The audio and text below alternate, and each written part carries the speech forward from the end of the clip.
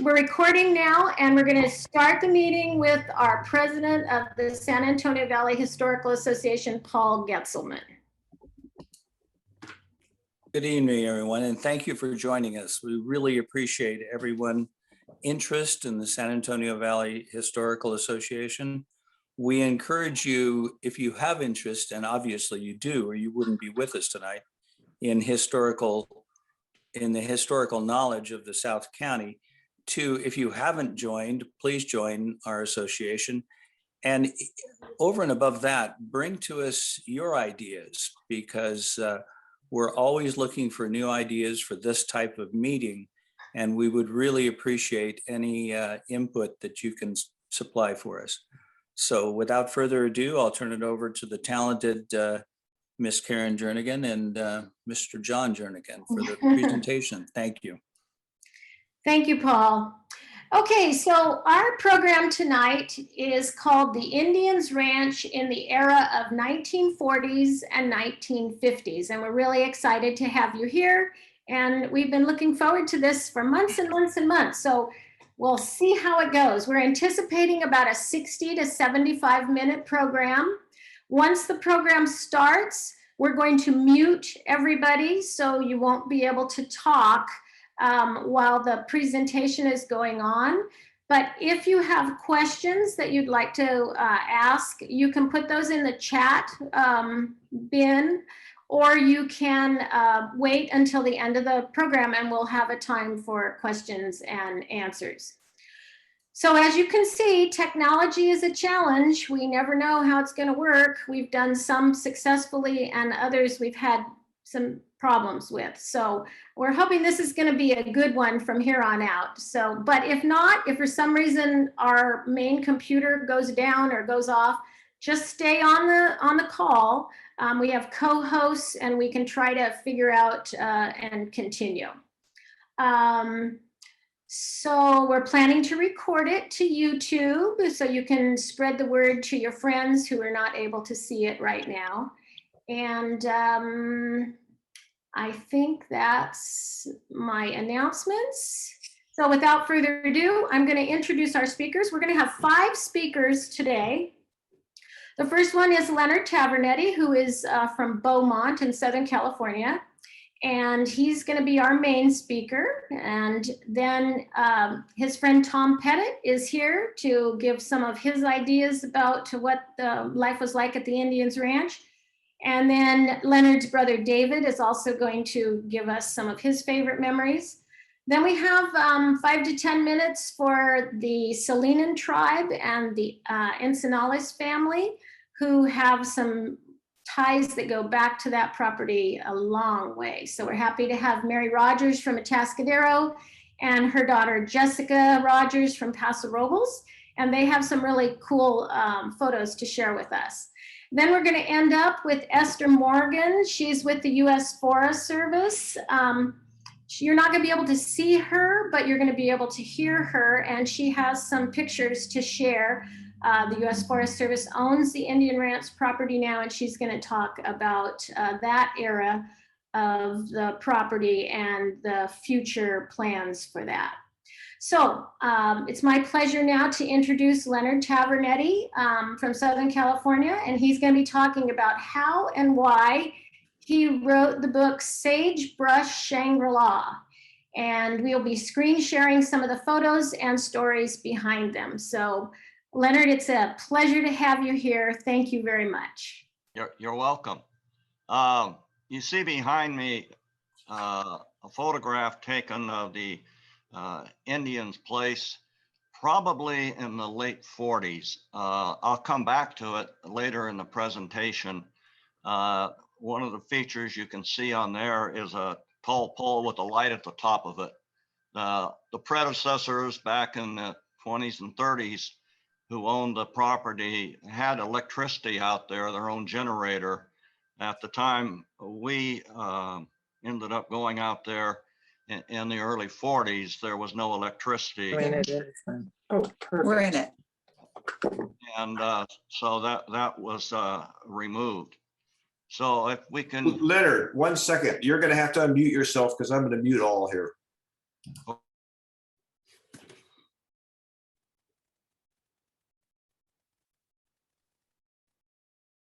I'm back on. Yes. Okay. And if you want to, we have 10 slides I'm going to be talking about, and they have multiple pictures on each of the slide. And so I'll try to keep you oriented as to which picture I'm talking about. And if you go to the first one. Okay.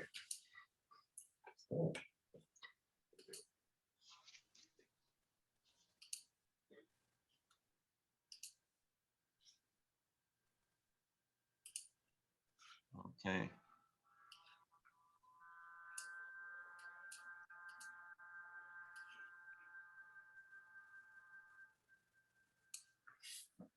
We'll get there.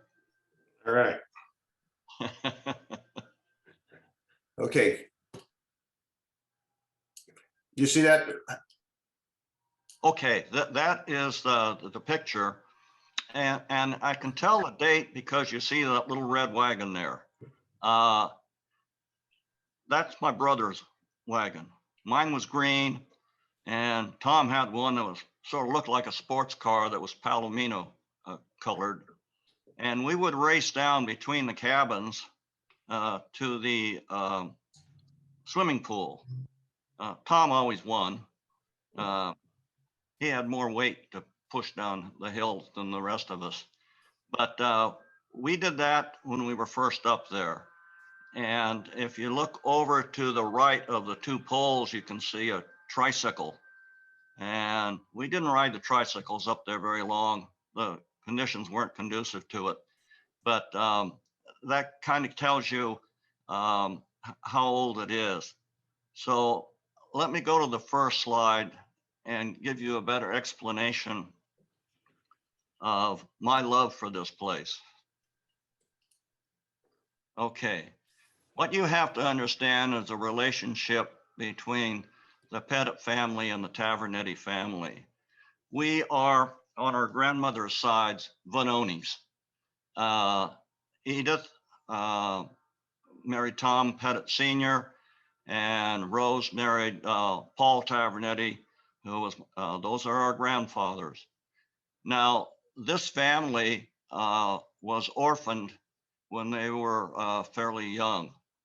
Eugene had died very young, but the three sisters, Louisa, Edith, and Rose, and then the one boy, Paul, were adopted out, first by John Rianda.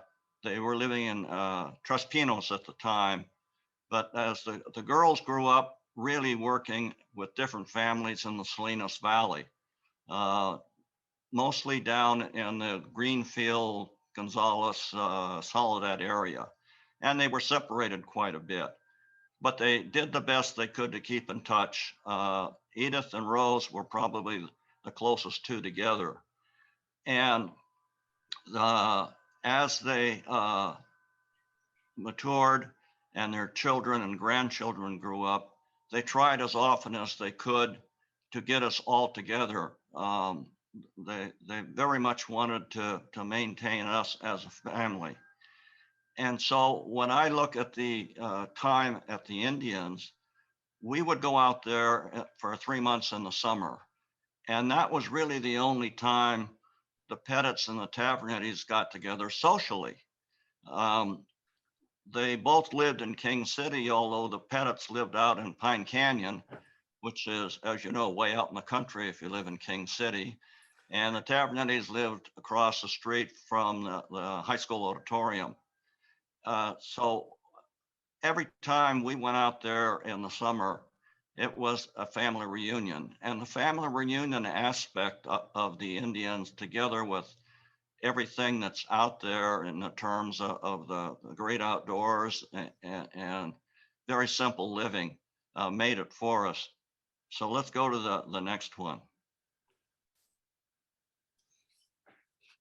Okay, let's go to the upper left. You see the two ladies, that's Edith on the left, Pettitt, and Rose Tavernetti standing next to her. Then if you move over to the right, you can see an old picture of the Indian place. You can see that red circle with the car there that kind of gives you some idea of when it was made. I think that was before we went up there for the first time. but that's what was there. And as we started to live in that place, we started to upgrade it, but it had kind of fallen into disrepair in a lot of places. In the bottom left, you'll see a sign to the Indian Creek Rancho. When people would come up to, we would invite people from King City or Salinas to come up and visit us there. They would end up going all the way to Memorial Park because they'd missed that turn. So my father's brother, Leroy Tavernetti, owned the GMC dealership in town. And he invited somebody up one day, and Pontiac automobiles used to put out a calendar each year with that at the top of it. So he brought that out and hung it up there. And from then on, every year we got a new Indian sign up there. And we just tell people, when you see the Indian sign, turn right. It's a very rugged dirt road. You have to go very, very slow when you come up it. If you go to the picture in the middle, I think that was taken about the time we first went out there. You can see I'm on the left.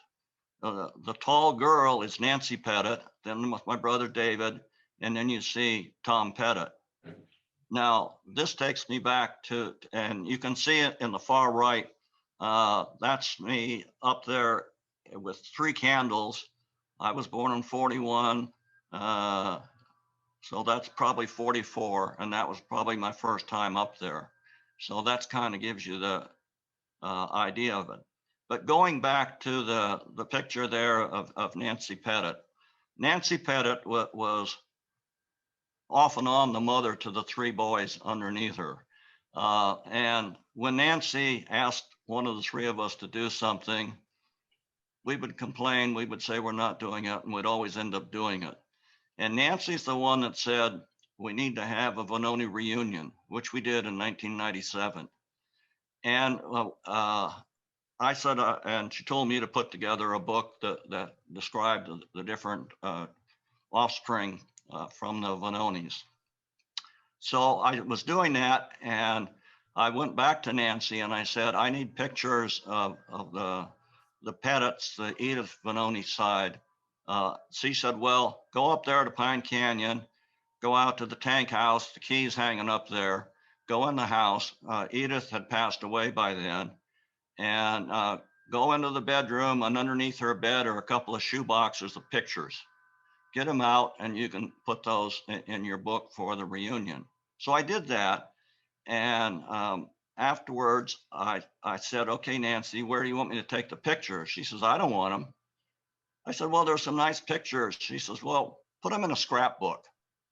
And so living up in the Lake Arrowhead Mountains in the wintertime when the snow all around and nothing to do, I started working on it. And I thought, well, I'm just going to copy them into the computer. And then I'll sort of put together a scrapbook of what it was like. And that scrapbook developed into the book that we now call the Sagebrush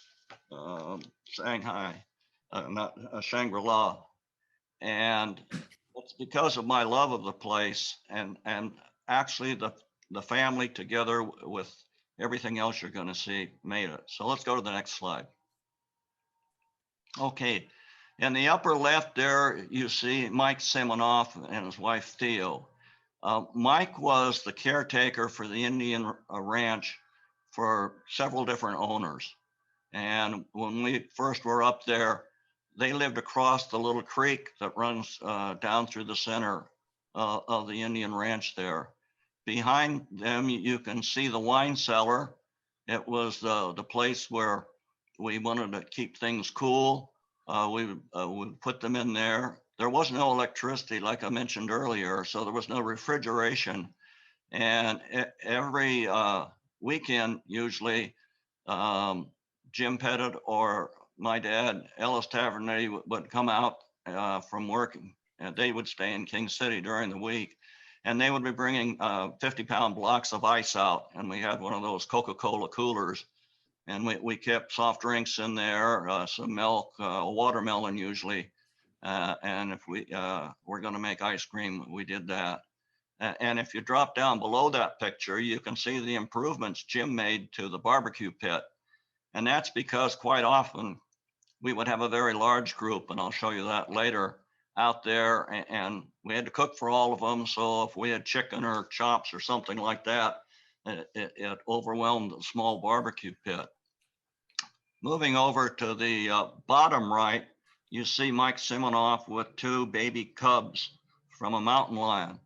We quite often had reports of mountain lions in the area, and they were hunted by the local men in the area because they were running cattle up in the area, and they didn't want the lions to attack the cattle. I'm not sure what happened to the 2 cubs, but they had killed the mother and brought the cubs back, and then they took them somewhere else. And if you go up there to the top right, and you go over to the left, that's my friend Flavio Tamo, lived in King City. Every time we came up there, usually, each of us would bring a friend. And so instead of 3 boys, you'd have 6 boys. And instead of 1 girl, you'd have 2 or 3 girls. So that kind of made it a lot of fun too. I'm next, my father, Ellis Tavernetti, and then Santa Esperanza on the far right. Santa Esperanza had Indian blood in him, and he replaced Mike when Mike retired. One of them, two memories I have of Santa's is one time a deer ran down through the place where we ran our wagons and fell in the swimming pool. So Santa's went over there and shot him and had venison for several weeks there afterwards. Another time, Nancy and her friend were over in the area where they kept pigs, and a wild pig came in. You know, we're not that far from the Hearst Ranch, and I guess it was an offspring of it or something. Anyway, the girls were trapped up in the tree, and I had my cousin Vin Tavernetti up there with me that time, and we heard Nancy screaming, and we went over there, and she says, "We're trapped up here. Go get Santa." So I went over and told Santa that there was a wild pig over there, and he gave me that look like I'm not believing a word you're telling me, but he got his gun out and came over there, and he had pork for a couple of weeks there after that too. So those are my memories of him. Let's go to the next slide. Okay, and the upper left there, you see this is the area, if you were down to the swimming pool and look to the right, that's a big open field. Jim Pettitt ran cattle in there off and on. And I remember one time his dad, old Tom Pettitt, had a milk cow over there, and he had David and I out there teaching us how to milk a cow. I decided that was not a career I wanted to go into, so that was the only time I did it. But whenever we had boys out there, we would play football in that field. Over to the right, you see a fish pond that was there for, I don't know, a long time before us. And you see that duck belonged to Edith Pettitt. And that duck commanded a territory around that fish pond that was a no-go zone for kids, because that duck would go right after you and nip you. And we quickly learned, you're not going to pet that duck. If you drop down below there, you can see the fish pond, and to the right, a bench, the architecture of the place. And if you see the wagon wheel, and above the wagon wheel, you can see the house, which is across the Papoose Creek there to where Mike and Theo lived, and then Santa Esperanza lived afterwards. Next slide. Okay, one of the pastimes that everybody seemed to do when they went out to the Indian reservation was to take hikes to some of the different areas, mostly rock formations that were around there. On the upper left is a swimming hole in a small creek that did not go through the Indian ranch, but it was over to the west of it. And it hollowed out an area there in the rocks, and you can see where it's kind of black in the center and then a little bit grayish. Well, that's a lip that would keep, and if an animal fell in, the animal could not climb out because of that lip. And one day a raccoon had the misfortune of doing that and was discovered later. And from then on, that particular water feature was called Coon Hole. And on a hot summer day, we did a little skinny dipping in there every now and then too. So that was a nice place. Over on the right, you see an area which was directly towards San Lucia Peak from the cabin area, and it was called Fern Gardens, and there were ferns growing out of the rocks. The water source for the Indian was two springs that were up in that area, a small spring that was covered over and a larger spring farther on up. And in the beginning of summer, in the spring, when we first went up there, we would hike up there to clear off the springs to make sure there was no dead animals or anything that gotten in the water supply and clean it up. In the bottom left is one of the rock formations that sort of looked like a bird, and we would take people up there and show them. One year we had a visitor who was looking at all the different rock formations, and he could find something in every rock formation that was there. That you had to have a good imagination, but we do it. The bottom right is Jim Pettitt, and one of the favorite places we took guests when they came up there was a place called the Shore Line. And you can see if you look over his shoulder there, that it was a somewhat of a flat area that was a couple of 100 feet up above a drop off. And from up there, you could see all the way out across the valley to the mountains on the far side. And what we would do when we had large groups up there, most of well, Jim and my dad, Ellis, had pickups, and a couple of the others had pickups. And we would throw old mattresses in the back end. Everybody would pile in the back end, and we'd drive up there about 5 or 10 miles an hour. And it was usually about an hour trip to go up, to look around everything and come back. And that would be done after the evening meal before sundown. Next slide. Okay. On the other side of the area where we played football, we put in a garden. And like I said, free water, so all it took was a little bit of work.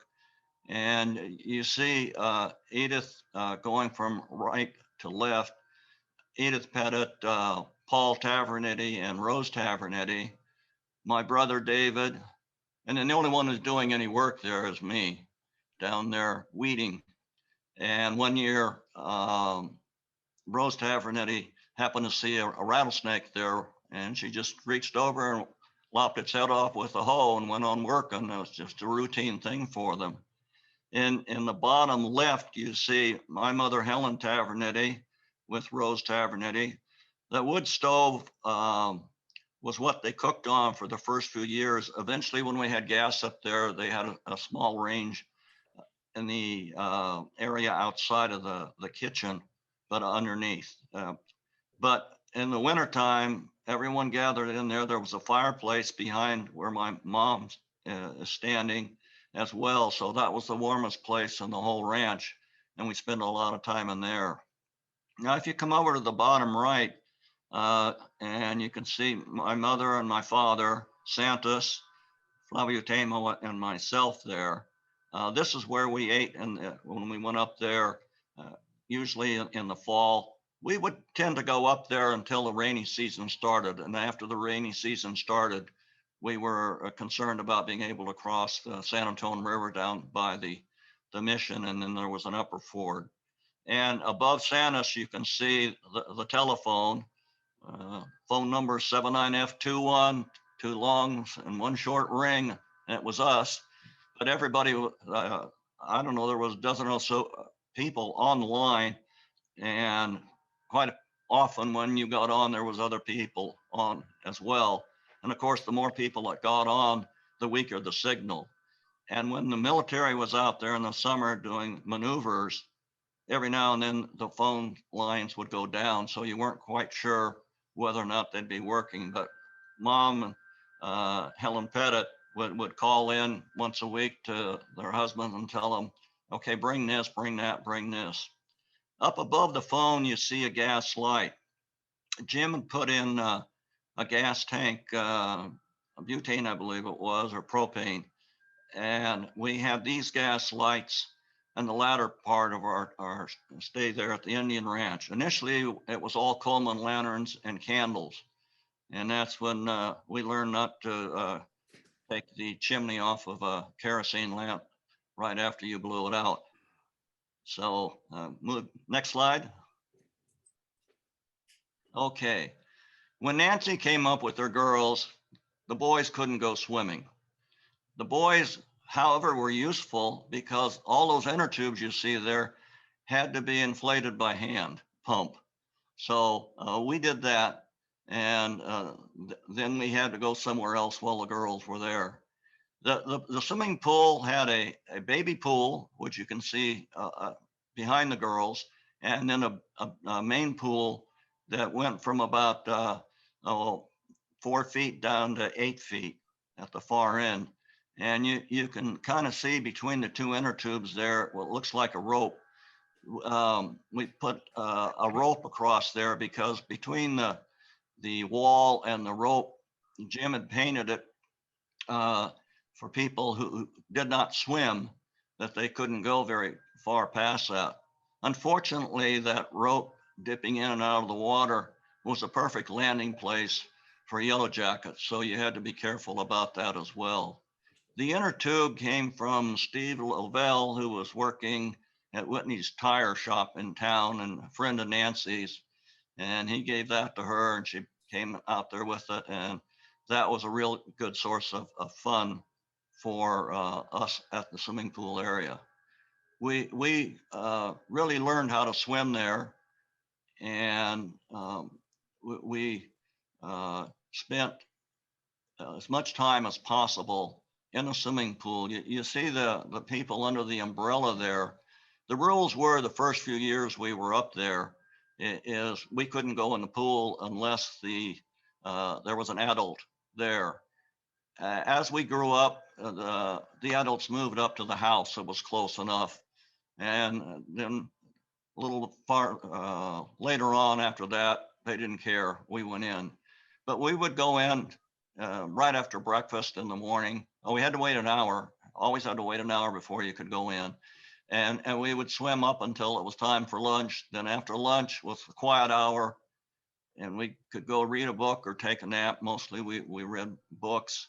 And then we could go back in the pool until it was time to start the preparations for supper.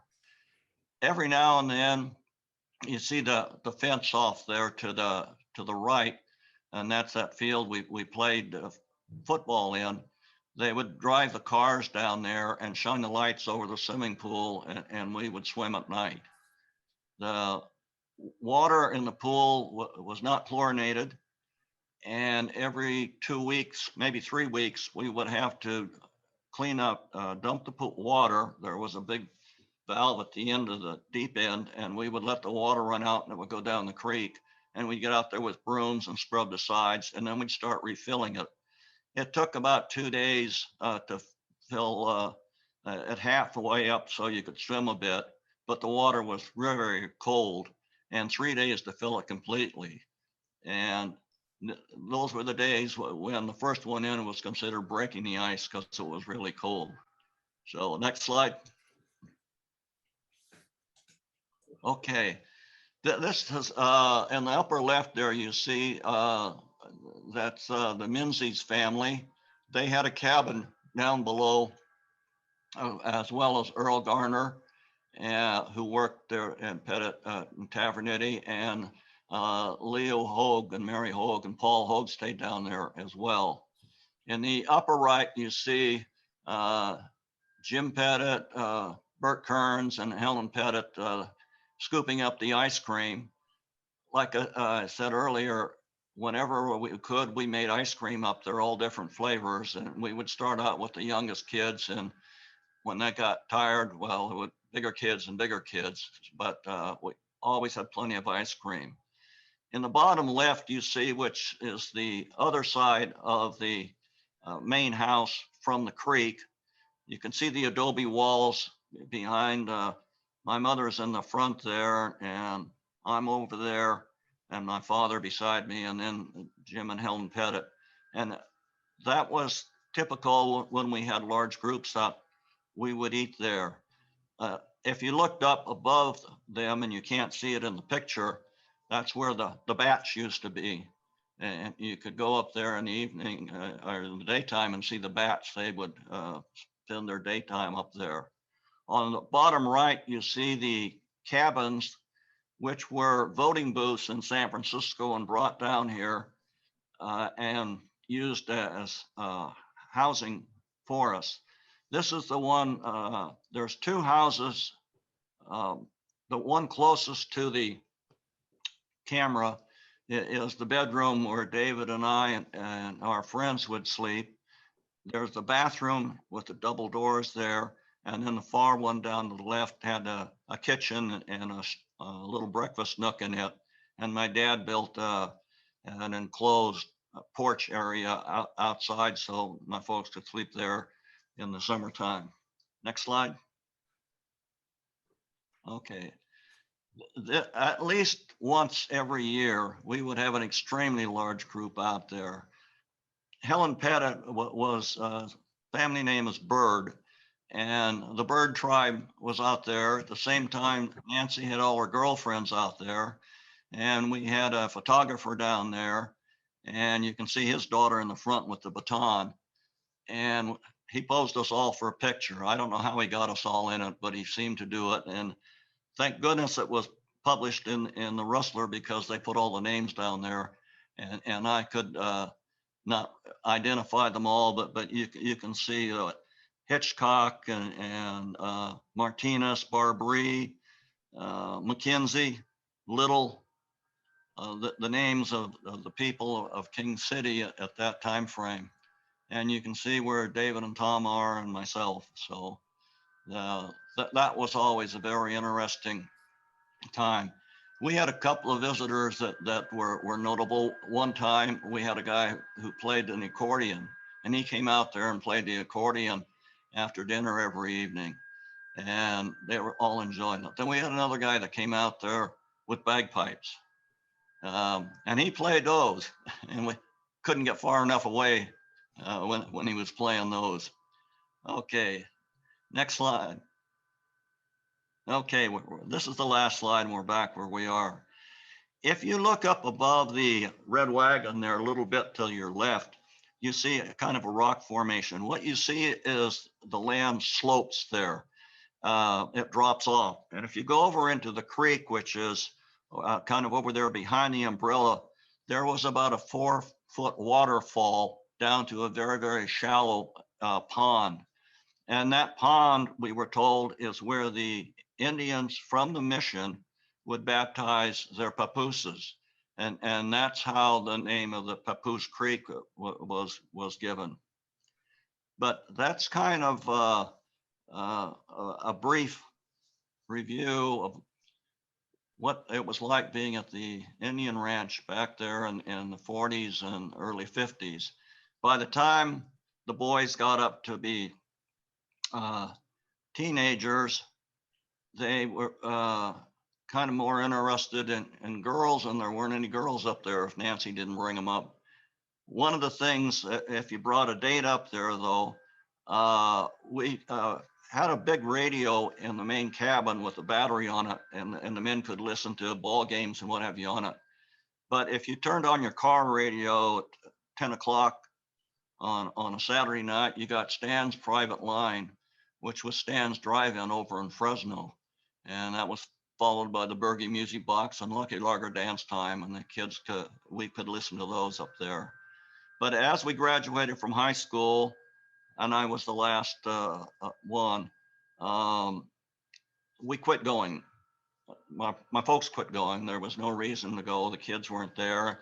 And when we came home from college, we usually wanted to see our friends in town. So we didn't go out there too much anymore after that. And eventually, after I left and went away, Jim Pettitt sold off the property and bought some on the other side of King City. So I went back, my brother and I went back a few years back here. The Forest Service asked us to go up there, and they'd torn down most of the wooden cabins, and they'd fenced off the swimming pool. It just didn't look the same to me, and I had no desire to ever go back again because I like the memory of this. So that concludes my talk, and back to you, Karen.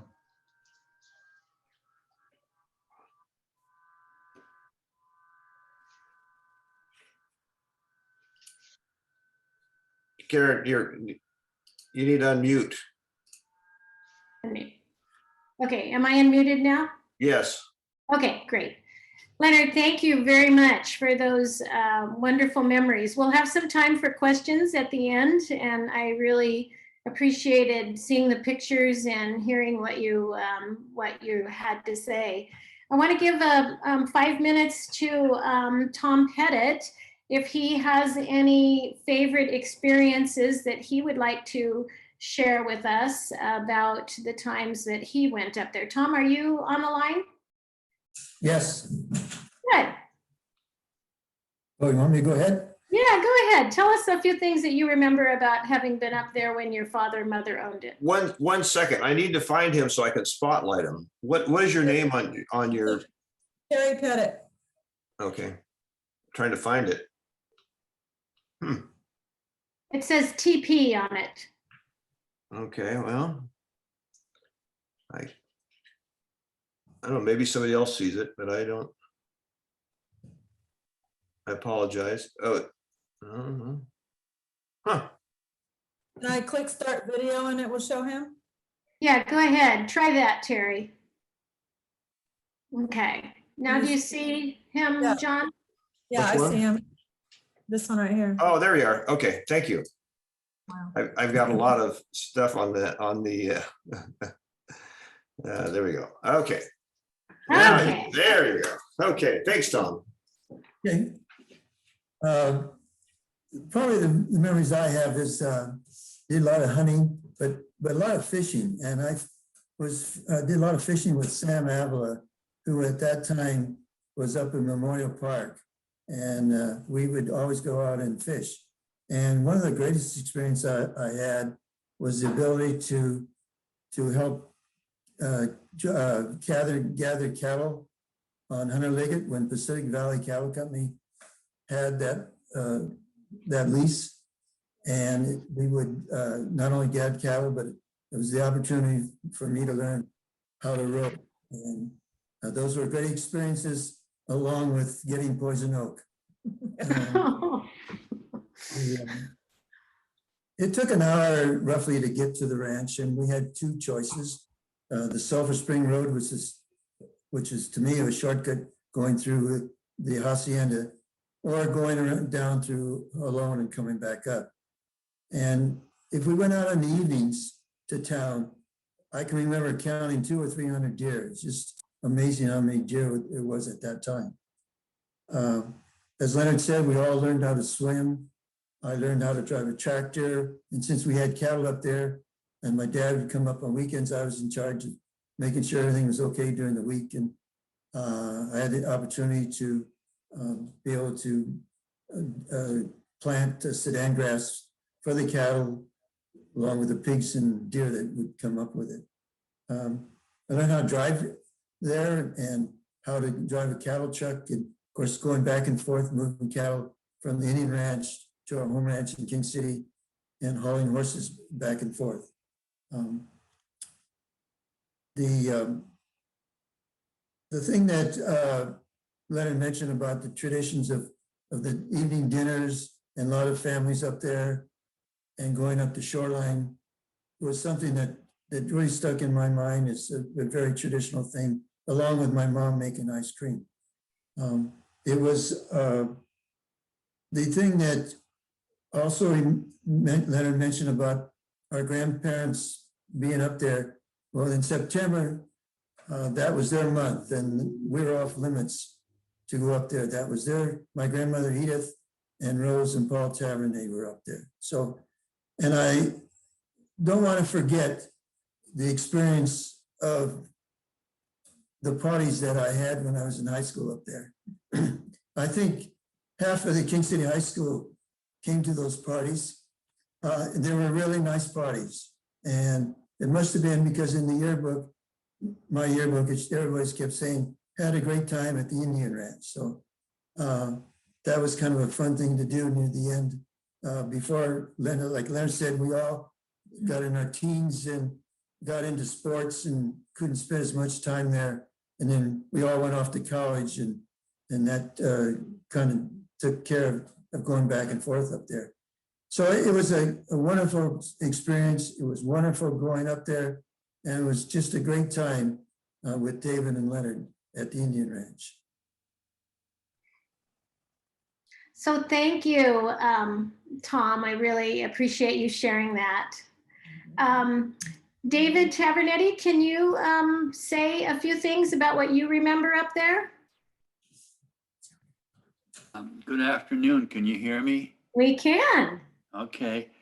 Tom and my brother Leonard have covered quite a bit, but and Leonard mentioned it, but especially when we were young and maybe not too smart, was coming down that hill between the buildings full speed on those wagons, and they really moved down to the pool. It's a wonder we all still have all our limbs. The other thing was the casual days. I mean, we didn't have to do anything. You get up and you'd put a bathing suit on, and that would probably be what you wore all day. And we really didn't have any chores or jobs. We'd lay around the pool, eat lunch, go back to the pool. I mean, it was just a very casual way to spend the summer. One of the highlights, there was a period of time when Jim and my father would go to town in the morning and come back at night. And as Leonard pointed out with that sign, we'd walk down there to meet them. And when they'd come, that was the road up to Memorial Park, the main road before it turned off. And we'd get to hop in the back of the pickup and ride up. These are just memories I have. In the meeting before this one, there was mention of what we always called Cemetery Hill. And it was not a lot, but we would hike up there with our fathers. Sometimes there was a good trail going up, and we knew it was the cemetery. Now I'm talking late 1940s, early 1950s. And the only way that, first of all, if you hadn't been told it was a cemetery and were just a hiker, you'd never know it. But there were 8 to 10, maybe at the most, places around the top that were little piles of rocks had been put. And to us, it was what was marking the graves that must have been there, even at that point, over 100 years. I have very fond memories.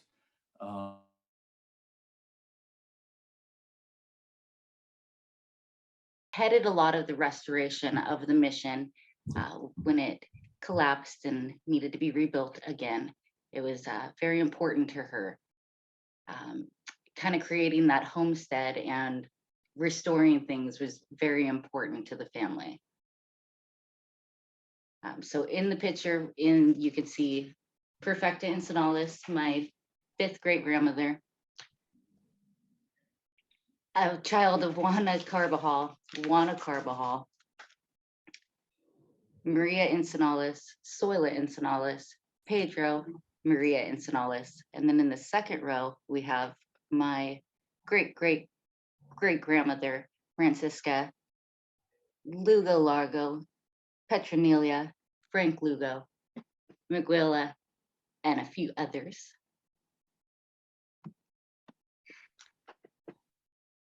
This is one of the oldest pictures I could find of documented of the actual homestead and Adobe. This one being from 1902. Seahart Merriam came out and spent a lot of time with our family documenting the Salinan culture and history. It was told to him that our family didn't come from anywhere else, but they were always here. And Tito's grandfather was born here, really signifying that after the missions that they returned home to their ancient villages to try to restore a new way of life. With that, this is actually my great-great-grandfather's family, Francisca and her children, my great-grandmother, Antonia Encinales. And there's this great quote in Tending the Wild about our family and about the way that they incorporated their old ways and their old knowledge and blended it with what they learned in the mission systems and created the vineyard, the orchard, the ranch, and the adobe as it is in existence today.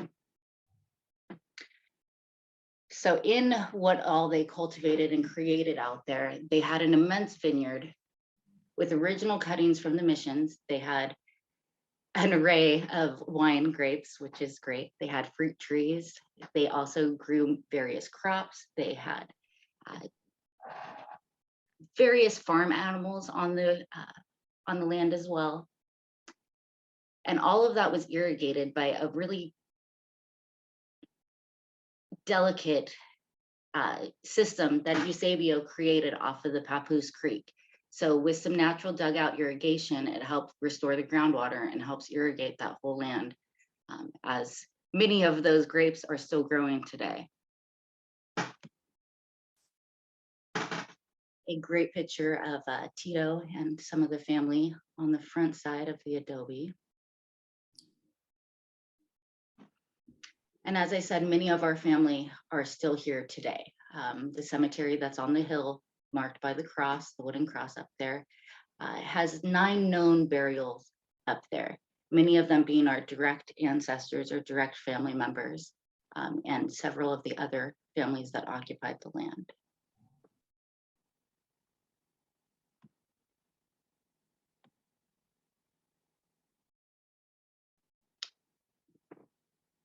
Some great pictures of our family, Felipe, sons of Perfecta and Eusebio, Tito and their daughter Maria.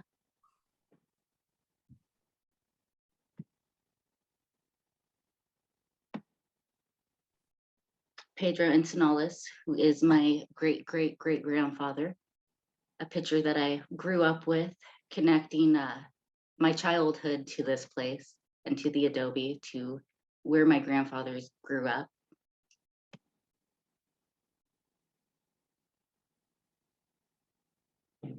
Some more of our family that lived on the land and occupied the space post-missions. And a current picture, actually from 2018, that I took on one of our volunteer days. I've been coming out here since I was 8 years old for the last 25 plus years and spending my free time volunteering and cleaning up, restoring creek lines, doing weed abatement, doing hazard reduction, cemetery work, trying to tend to the land as best as we can. So going forward in the future, really, I can only hope for a restoration of the land to a great place where it can be continued to share memories and have other generations have all of that love and laughter, maybe not inside the adobe, but at least on the surrounding land. I know right now, post-Dolan fire, the land is really hurting and really suffering, can really use some TLC and some love.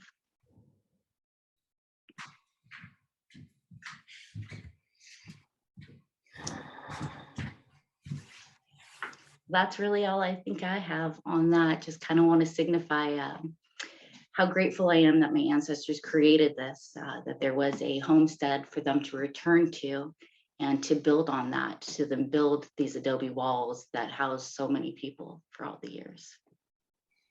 Jessica and Mary, thank you so much. That was wonderful to see those pictures. And I especially love the pictures in the end with the rainbow and with the water cascading over the rocks. That's some of the things that makes that area so special is just the surroundings and the natural resources there. So thank you very much for sharing that with us. That was great. Thank you. Okay, so our next portion of the talk is from the United States Forest Service. So I think Esther Morgan, who is the Heritage Program Manager and the Forest Archeologist, and she is relatively new to her position, but she is going to share a couple of things about the property since the U.S. Forest Service has acquired it. Esther, are you there and can you hear me? Yes, I can. And I have to say, wow, those are amazing presentations. I'm really thankful that I was able to attend the entire meeting. So I'm gonna go ahead and try sharing my screen. So stand by as I get this thing to work.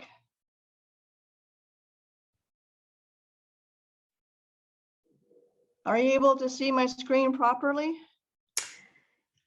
What I can see is I can see your screen, but I see the slides on the side. That's okay with me, but I don't know if you can make it bigger or not. I'll make it bigger because I have maps, so stand by. Okay. Let's see.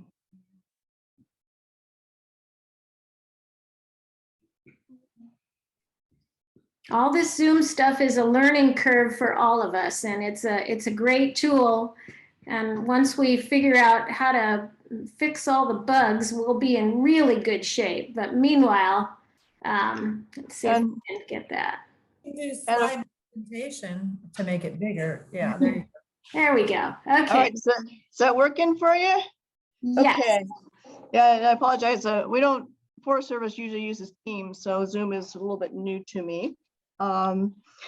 Okay, well, so I'm Esther Morgan. I'm a Heritage Program Manager on the Los Padres National Forest. I don't have video, so I apologize. You're not going to see me, but let me know because I'm working only on with a speaker here on my phone if you can't hear me or don't understand me. And just for some background information, I am brand new on the forest. I came here last March of 2021. And prior to this, I was a Heritage Program Manager for the Apache Sitgraves National Forests in Arizona. And so I was asked to provide a little bit of history of Indians Ranch and talk a little bit about the Dolan fire and the forest plans for the site. And I'm really honored to take part in this meeting, especially when I'm so new, so I apologize if there's any errors in my presentation.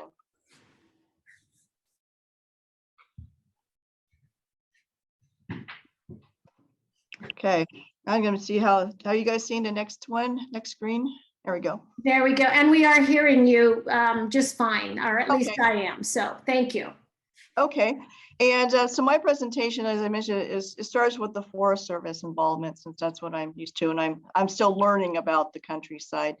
And so with my understanding, and it is limited since I've been here for such a short period of time, is that for many years the Forest Service had expressed an interest in acquiring the Indians Ranch because they wanted to develop it as a recreation area. And at the time, the intent was to build campgrounds, picnic areas, equestrian camps, and other facilities. So there were some negotiations that took place between the Easton Company in 1970. I assume they were the owners at the time. And finally, the Easton Company offered in exchange for 1,053 acres of the Indians Ranch for 170 acres for a national forest land that was in Big Sur area. And so when that offer was accepted, the exchange took place and it was finalized in 1972. And just, some management related stuff afterwards. There was an archaeological survey that was conducted by Cabrillo College in 1975, and they found several sites in the general area of the ranch. And also in 1976, there was a nomination to the Historical Society. And so I'm assuming it's the San Antonio Historical Society. But I assume also the intent was to create a National Register nomination. And there was a little bit of a lull, and that I could find, at least our records we have on the Heritage Program. But there was a maintenance plan that was completed in 1991. And then there was a stabilization project that occurred in 1993 and completed in 1994, and I'll show some pictures of that. And in reference to fires in the area, one of the big fires that went through there was the Kirk Complex in 1999, and also the Indians fire burned through there again in 2008, and of course in 2020 was the Dolan fire. Maintenance on the site, at least I don't have many records, but that there was an issue with rodents in 2004, so they had to eradicate them. But this site is really is very important to the Forest Service, and so we actually, it's what we call a priority heritage asset, which is one of our important sites that we monitor every 5 years or less. And in 2011, there was, I guess, the YCC were sent out to patch some of the Adobe, and as I said, in 2020, the Dolan fire occurred. And then I'm going to show just a few photos that we have. And so I can't express my gratitude enough for seeing some of the early photographs of the Indians Ranch Adobe. And I keep asking myself why the Forest Service changed the color of the structures. Maybe someday we could go back to the original color. But these are just a couple of photos that were taken after the exchange back in 1973. And then here's a photo of part of the Adobe in 1989. So sometime between 1973 and 1989, the color changed.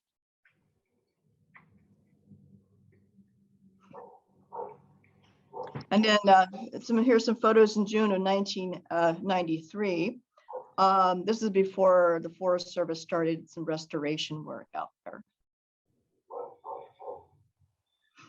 And then, and here's the only photo I could find of the exterior showing the restoration efforts, and it looks like they were pulling some of the board and bat and to replace it.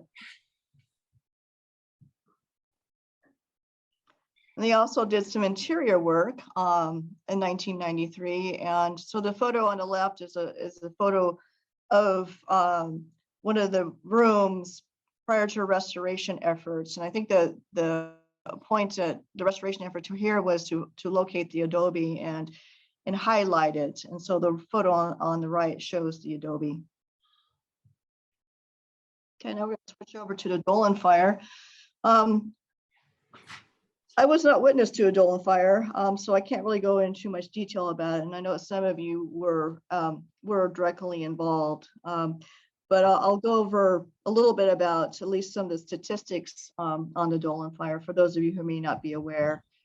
And so the fire started August 18th. It was human caused, and it wasn't contained until 12:30 p.m. on December 31st, but not fully controlled until 4:30 that afternoon. The total acres was over 124,000, and there's some of the lands that were affected, include, of course, private lands, Lime Kiln and Julia Pfeiffer Burns State Parks, and of course, on the Los Padres, we had 2 wilderness areas that were affected, the Milpitas Special Interest Areas, the Cone Peak Great Research Natural Area, and of course, Indians Ranch and Indians Guard Station. And of course, and then Fort Hunter Liggett. And if you see on the right, upper right, there's a Coleman fire. So that one started in October of 2020, and it was contained in November 15th and controlled on December 31st. It's probably all part of the Dolan complex. So over time, as the fire spread, It wasn't until September 8th that it started heading towards the Indians Ranch area. At that time, it was a little over 73,000 acres in size. But within 2 days, the fire spread and burned over Indians Ranch. And so it had actually increased by 38,000 acres in 2 days, which is pretty incredible. We did have, for those of you who understand some of the processes, of course, when we have wildfires, resource specialists, wildlife biologists, hydrologists, archaeologists get involved with the fires early on to identify resources that we want to try to protect from being destroyed by the fires. And so we had the Santa Ynez cultural specialists and our archaeologists out there on the 21st of August, and they were helping identify locations of sites, and so they could be avoided or also protected in other ways. And so, and part of this protection, of course, was to protect both the Indian Guard Station and the Indians Ranch. And so here's a photograph of Indians Ranch as it was wrapped. And so thanks, guys, for sending that to me. But you can see how it looks like it's a big potato in some ways, I guess. But there is a process which we do go through to wrap these buildings. And of course, the number one priority is fire safety and welfare, because obviously any building is not, is not as important as a person's life and their welfare. But when a fire starts, the specialists are organized very quickly. We identify contingency zones. We basically identify areas. If a fire gets past a certain point, then we are sent out to do protections. And so usually archaeologists, resource advisors, and others, if it's dealing with the historic buildings or other buildings, are out there to help with the wrapping and identify areas that need to be covered. And we also do this with some of our rock shelters as well that are threatened by fire. And then for those of you who are not aware of what the wrap is, it's just like it's just the same type of material as the fire shelters that firefighter uses. And basically it's a type of woven fabric and it's glued to foil. And of course, prior to wrapping the buildings, we have to clear all the vegetation away, because if there's even a tiny hole within that wrap, an ember can get in there. It can actually start a fire. And then after the fire is out or is controlled and is outside of the potentially coming back to burn over again, then the task is to go back out and stabilize and remove all the wrap, and of course the staples as well, and pick all the stuff up and cart it out, plus also do some restoration work out there at the site at the same time. Okay, so lastly, there was a question asking about the plans for the future of the site. Well, since I'm brand new, I'm really open to a lot of ideas. This site is incredibly important, to the Forest Service, and the way that the Forest Service operates, we have to identify projects for what we call the plan of work, and for of course 2021, it's not on the plan of work, but certainly it's open for future conversation, but we are severely understaffed at the time, so that's one of the reasons it's not on a program of work. But we are starting our new budgets process for fiscal 22. So now it's a good time to maybe have some conversations with Tim Short, the ranger, about what we can do out there. And especially with since the fire burned over and there is some need for the area to heal. Yeah, but so for me, since I'm brand new and I haven't been out in the field very much, my number one priority is the site visit. Also, some things to take into consideration for the site itself and help obtain funding is to nominate the site to the National Register and maybe develop a management plan for the future. And that's all I have.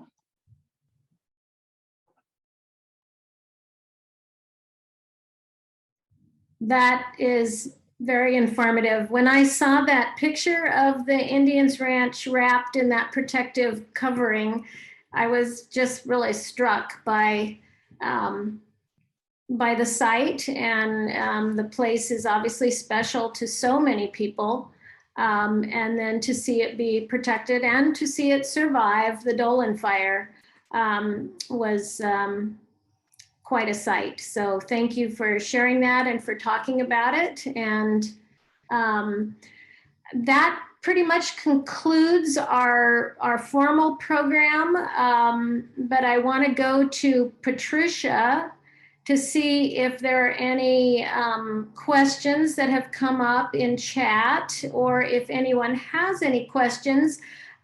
If you need to leave, we certainly understand that.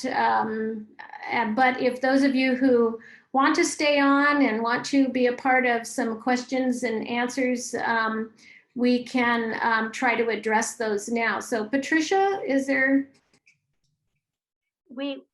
Yes, we did have a couple of questions. The first one was for Leonard. A question about the family heritage. Is the question was, I hope I pronounce it right, Finoni? Is the Finoni family Swiss or Italian?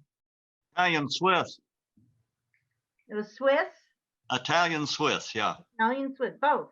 So Yeah, that's well, That was from one. Switzerland has many cantons, which are like states, and one of them is the Italian portion. There's a French, there's a German, and there's a Romance one. There's 4 cantons like that. We're all from the same valley there in Switzerland. Oh, thank you.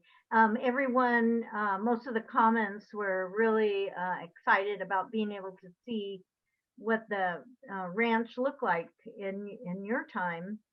And then we had one other question about the for the ranch was, is that about the Merle Ranch? Is that this is for, I guess, for the Forest Service representative? Is the Merle Ranch a separate property than the Indians?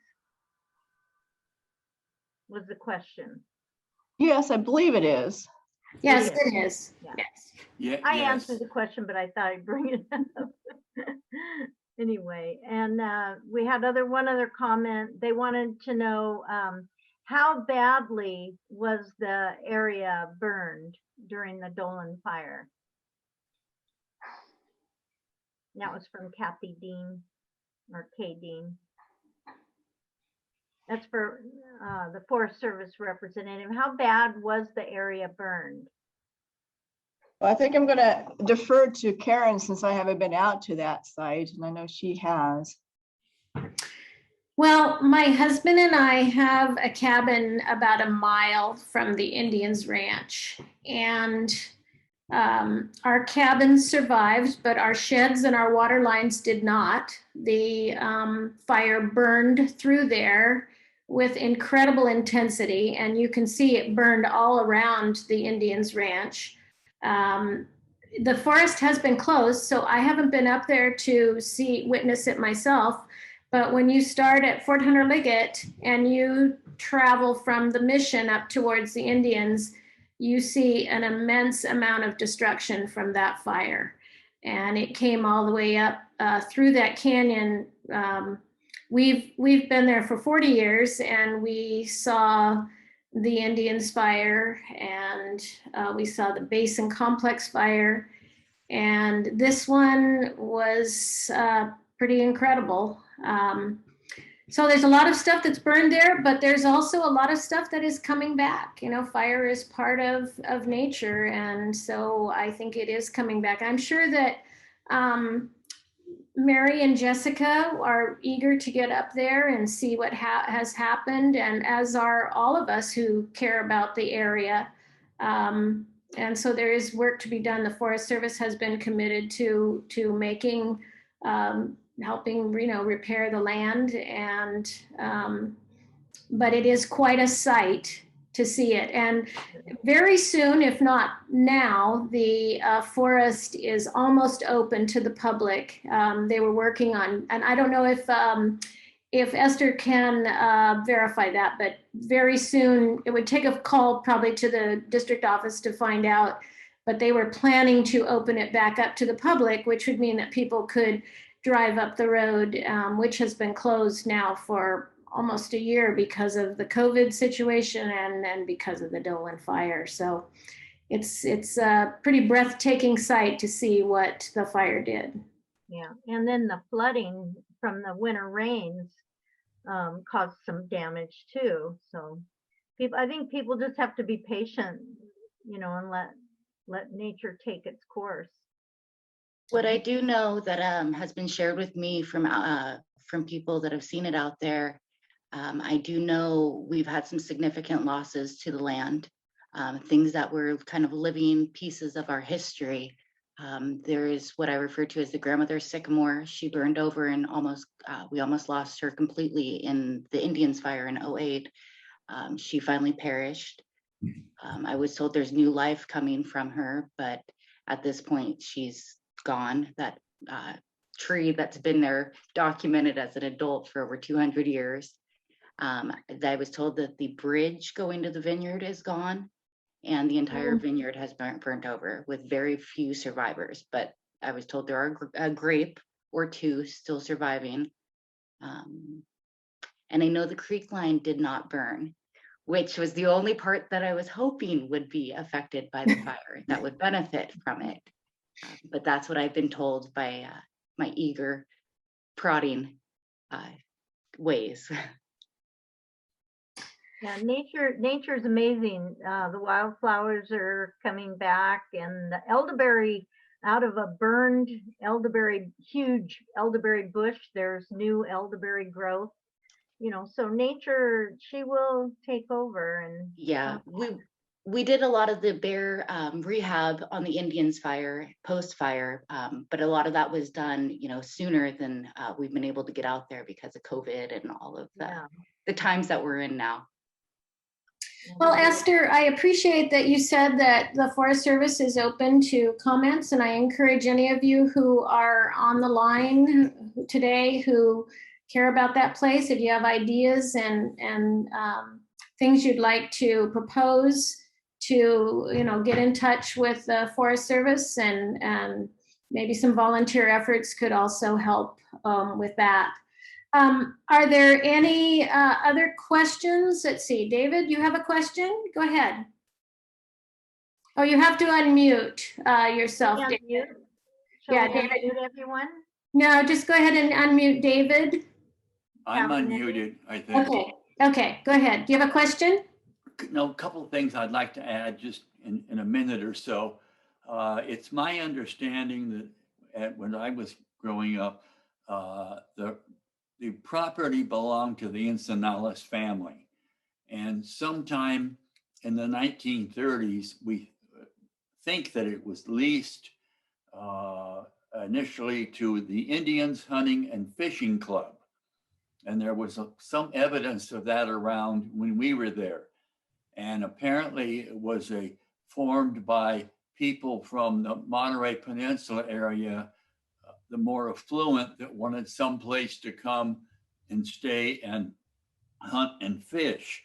And that's part of the reasons the wooden cabins were built across from the Adobe and across the creek, so that when the people came down, they had a place to stay. And if you looked in some of Leonard's early pictures very on, you could see a roof off to the left. That was across the creek, and that was a permanent type home. It had a kitchen, a bedroom and stuff. And during our time, that's where Santas stayed. But during the hunting and fishing club, apparently they had somebody there on a regular basis. And I'd like to just show one thing. Can you see this? No. I have bad luck trying to take off your background. Yeah, and I don't know how to do that. Anyway, it's a plaque. It's not a plaque. it's a sign in glass that says meal hours, and then breakfast 7 to 8, lunch and dinner. And that was there from the hunting club before Jim Pettitt bought it. And it hung above, and the kitchen was the old Adobe, and it hung above there clear up until Jim sold it. And when he sold it, he gave it to me, and it's now framed and hangs in my kitchen. So there it is. There it pretty is. much. Now we can see it. And if the forestry puts something together about the history clear back up, including the Encinales family, and going back, starting with the departure from the mission, I'd be glad to donate that if they want historical things from it. Thank you. That's very nice. Well, I think we can certainly do that because I do have a history that I found in my research. So I'd be happy to share it with you folks. Great. And maybe that would be something that our historical society might want to use for a newsletter too, if we had some information about the history of places. And that's what a historical group is supposed to do, is kind of document those dates and times, and to bring about understanding of places. Did anybody else have a question? Karen, this is Suzanne. Mhm. Just wanted to thank Tom Pettitt, because when I was growing up, of course, a lot of the cabins at the time when I was growing up were owned by King City people. And your mom was always so gracious to open the swimming pool and let us all use the pool. In fact, I was taking a poll not too long ago of people that I went to school with, and almost every one of them said they had swum in that pool at some time. And we used to split our time between there and going up to the YMCA camp and swimming. And that was, a really precious memory of us when we were growing up.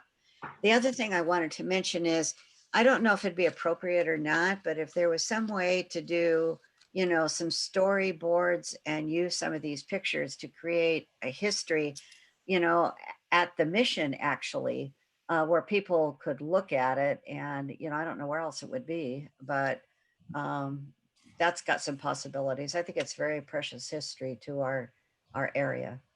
It is. Thank you. And does anybody else have a question? Yes, Karen, this is Zecketmeyer. Hi, Richard.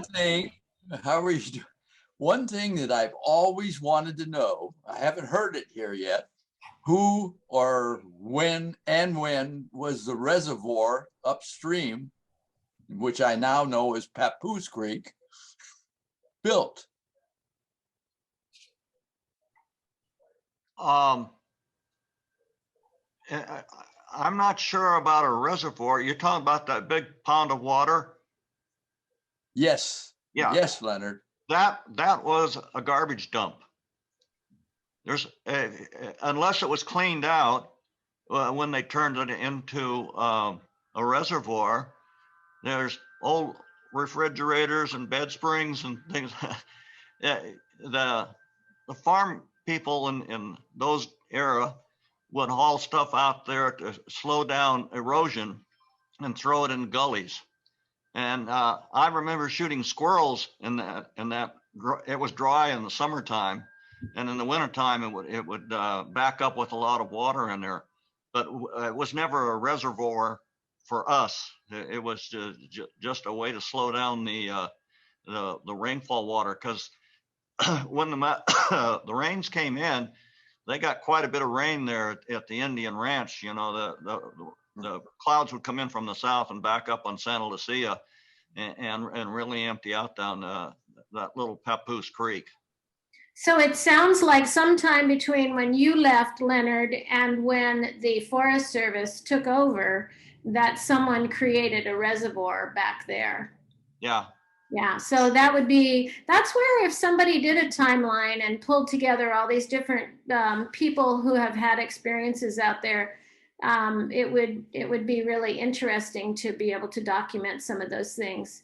Mm-hmm. So, Yes, that was one of the things that I had Major Beaver at Fort Hunter Liggett was going to put a crew in there with with some backhoes and clean it out because it was quite a frog pond and about probably about 4 feet of water in it.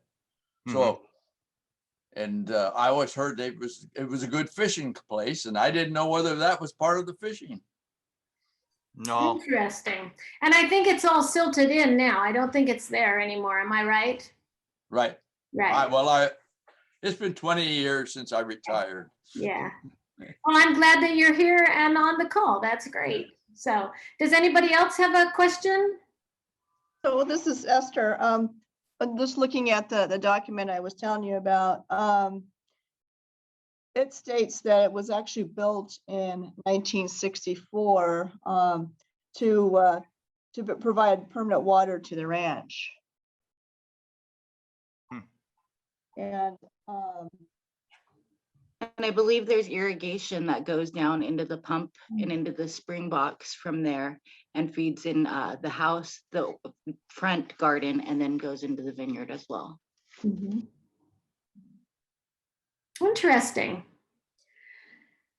Okay, well, I think unless anybody's got another pressing question, I hope what this has done has been a seed bed for ideas and for your thoughts, and that you will leave this time thinking about the Los Padres National Forest and the Indians Ranch. And I'm really grateful to Leonard Tavernetti for putting together his publication, Sagebrush Shangri-La. He showed you a few of the pictures today, but he has a lot more in his book, and he tells his memories. And I just encourage all of you who are on this call to think about writing historical stories and memories and preserving those old pictures, because they really are treasures. And I'm hopeful that this is the start of something that inspires in all of us to want to do that. So I hope that there will be more conversations down the road. And at this time, I'd like to turn it over to Paul Getzelman, who's our president. He started our meeting, and we'll ask him to end our meeting. Well, thank you, Karen, very much. Just to piggyback on what Karen said, we would really appreciate any input from anyone on this call tonight and anyone that you know of, because we value your input, and we would really enjoy to have you join us at the San Antonio Valley Historical Association. So please consider doing that. Karen Jernigan is our membership chairman, so you can contact Karen. And thank you all for joining us. We really appreciate your taking your time to be with us. Thank you very much. Yeah, great meeting. Thank you to all of you. So Thank you all for joining us. thank you. Thanks, Monica. Thank you. Thank you for inviting me. thank you, Esther. Thank you, Jessica. Thank you, Mary. Thank you, David. Thank you, Len. Thank you, Tom. Karen, is Paul still on? Yep, still here. It indirectly connects to the Indians, but I was like 6, 7, or 8 when we started going out there, and it's not on the direct route, but it's not far away. And I, to this day, have fond memories of the Lockwood store, going down there. Thank you, David. With Paul's parents, Morris and Lucille, was it? Yeah, thank you. Thank you, David. I appreciate that. That's a very nice shout out. Well, we got milkshakes there was a store, but it had a little soda fountain on the left. We really weren't too interested in the store, but we sure were the soda fountain. Yeah. I have memories of those, Paul. I can still remember those hand dipped milkshakes. Yep, absolutely. Yes. yeah. Okay.